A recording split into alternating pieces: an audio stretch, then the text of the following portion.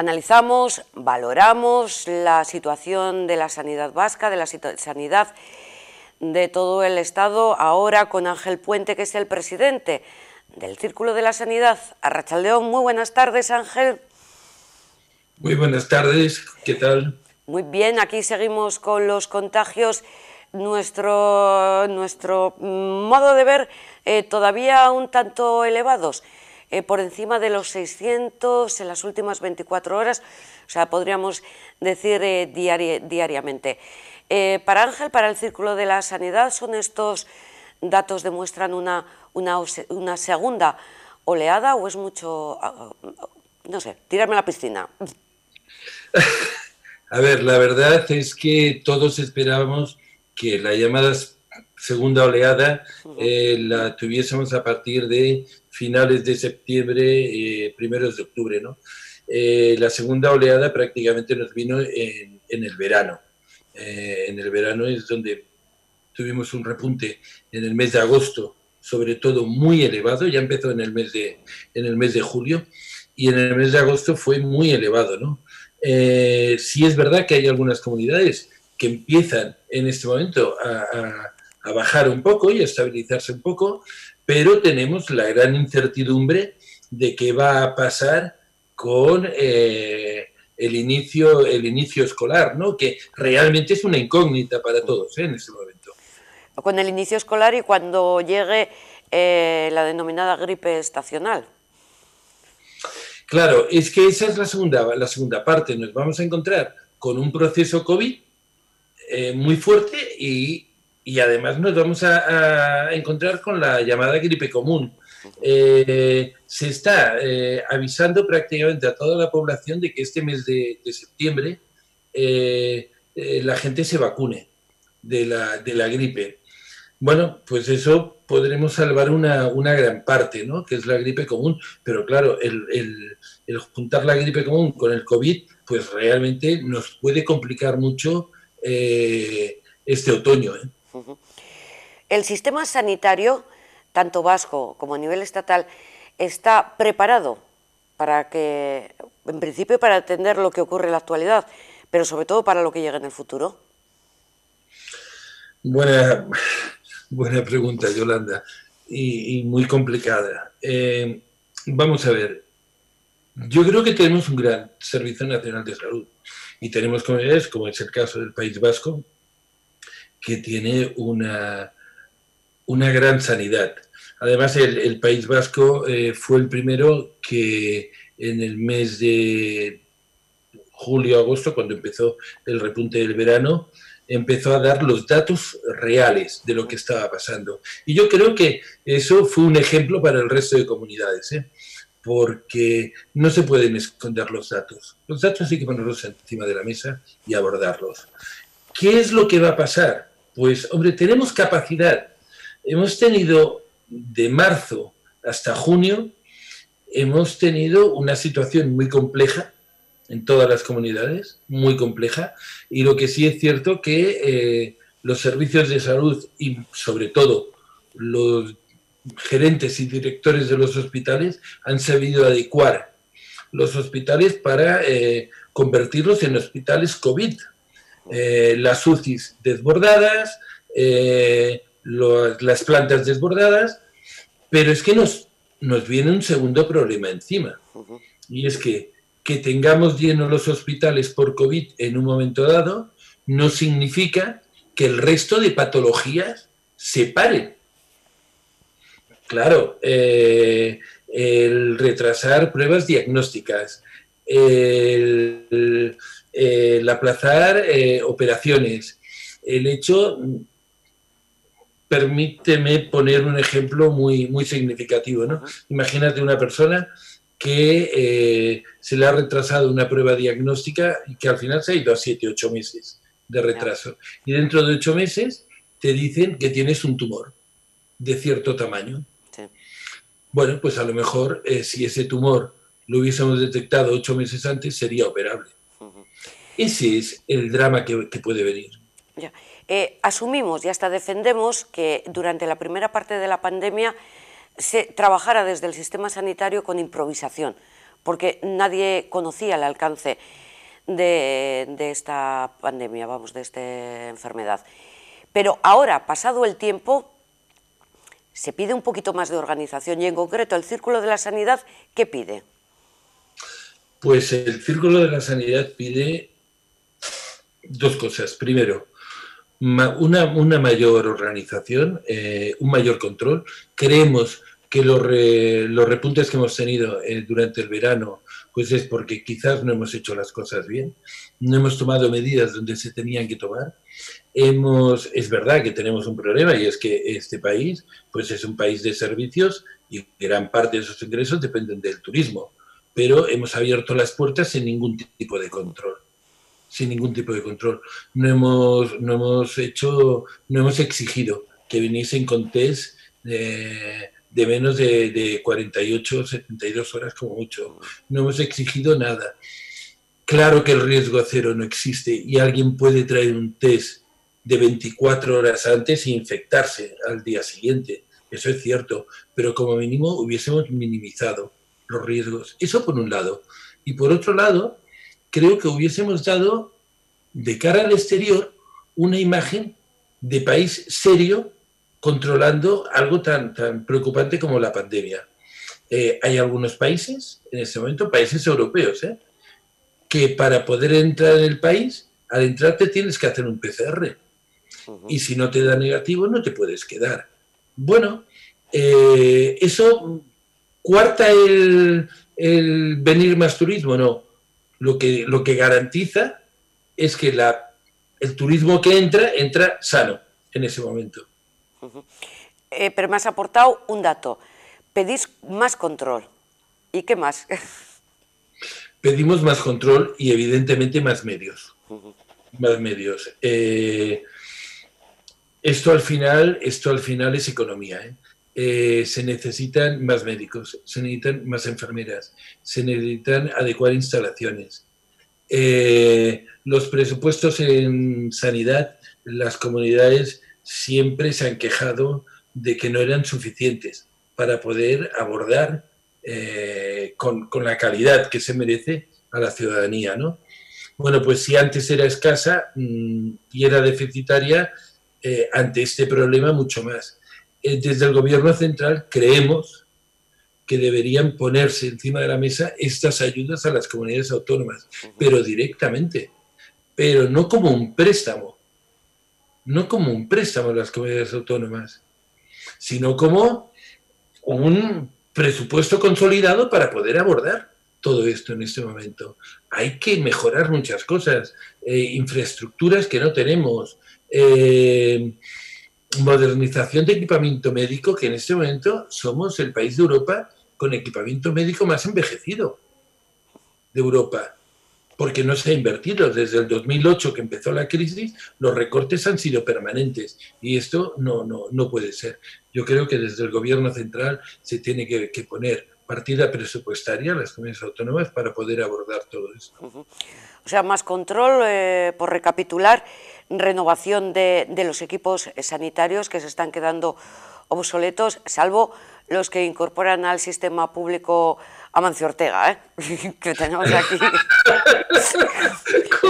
Correcto. Según te estaba escuchando, a pesar de que algunos digan que no les parece interesante, jolín, pues bienvenido sean. Y por supuesto, un incremento de la plantilla del personal sanitario. Y esto vale para aquí y vale para todas las comunidades, ¿no? Vale para todas las comunidades, vale para todas las comunidades.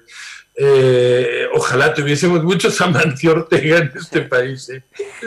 Sí, sirve para todas las comunidades. A ver, hay una realidad. Tenemos un gran servicio de salud, pero es un servicio que es barato porque el primer gasto que hay, que es el del capítulo 1, es muy bajo. No nos vamos a olvidar, los salarios de los médicos, del personal sanitario y, por qué no decirlo, de los propios equipos directivos, es de lo más bajo que hay en Europa. Entonces, esto creo que de una manera u otra tiene que cambiar.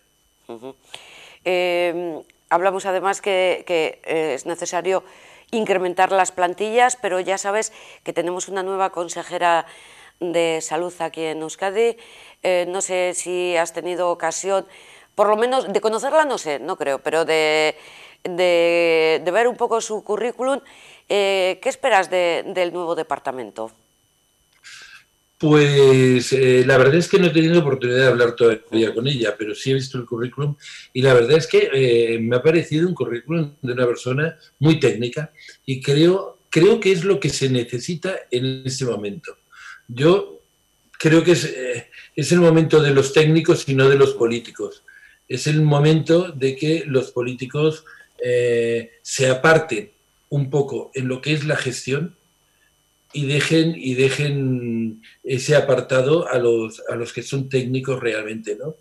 Y por lo que he visto, esta consejera, la imagen que tengo de ella es de que es una persona que puede dar mucho juego y puede hacer mucho por el Servicio Vasco de Salud, por Osakidetza.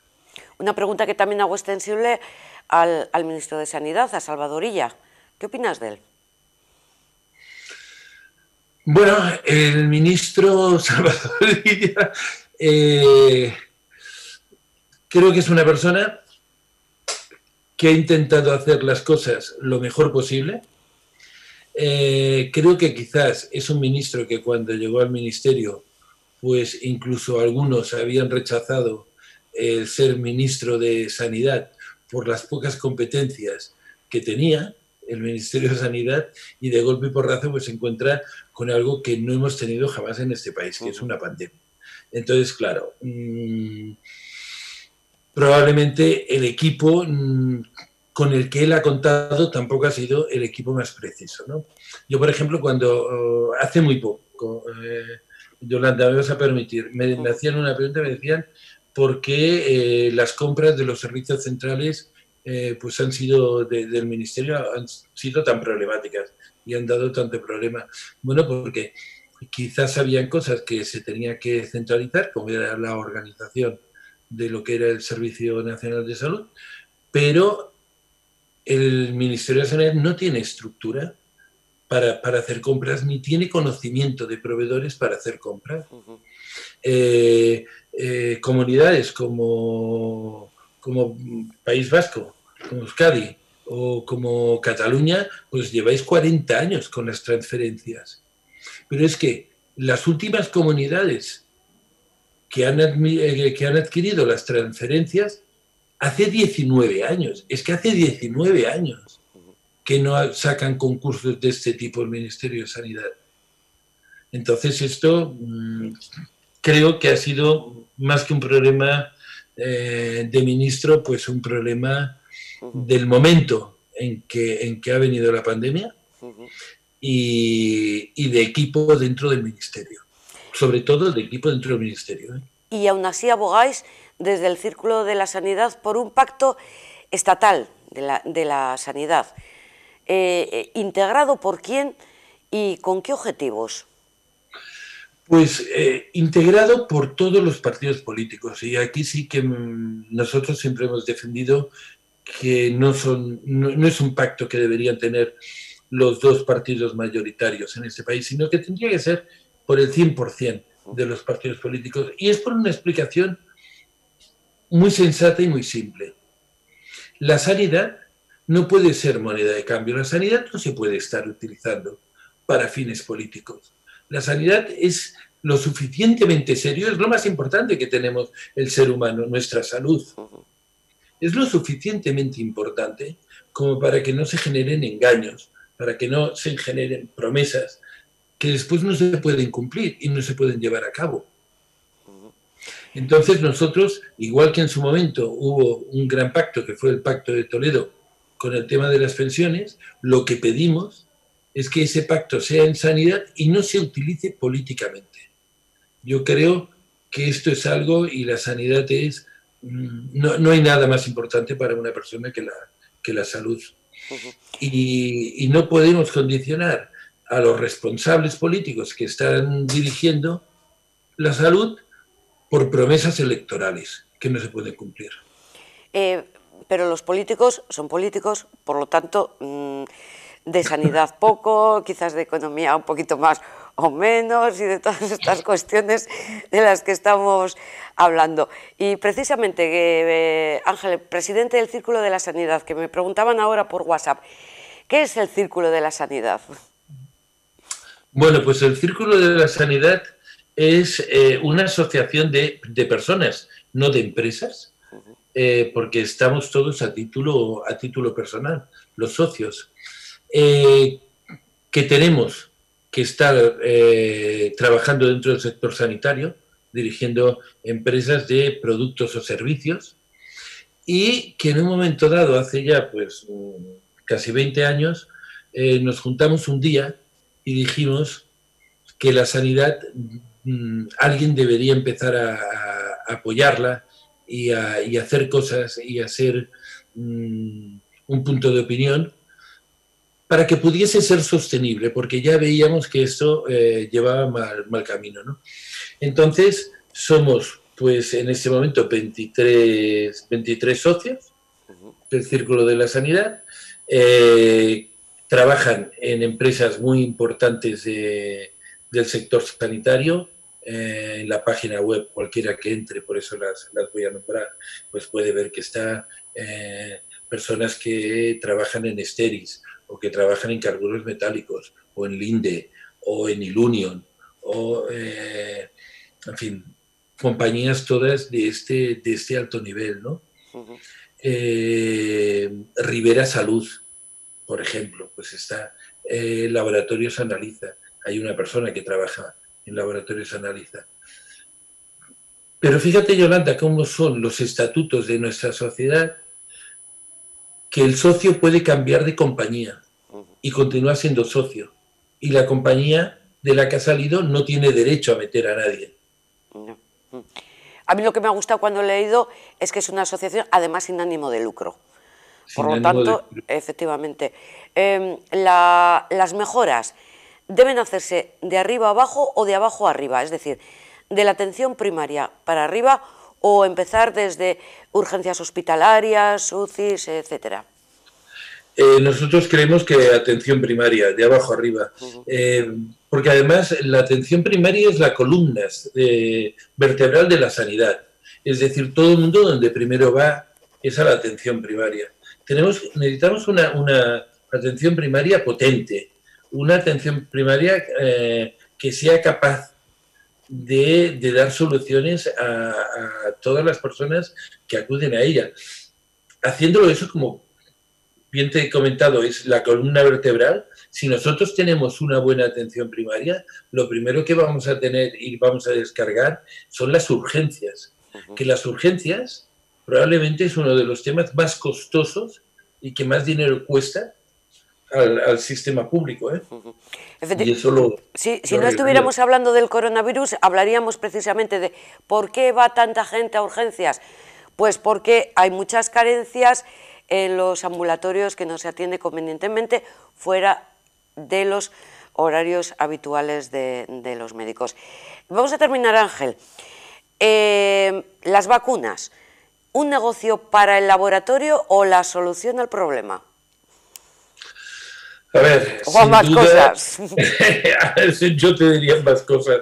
Evidentemente, la solución del problema pasa por las vacunas. Que las vacunas va a costar dinero, sin ninguna duda. Que el primer laboratorio que realmente tenga una vacuna en el mercado, al día siguiente en la bolsa sus acciones se van a disparar, pues también, eso es cierto, ¿eh? Pero si tienes información privilegiada, ¿nos puedes dar una fecha para cuándo va a llegar la vacuna? No, a ver, me gustaría tener esa bolita, ¿no?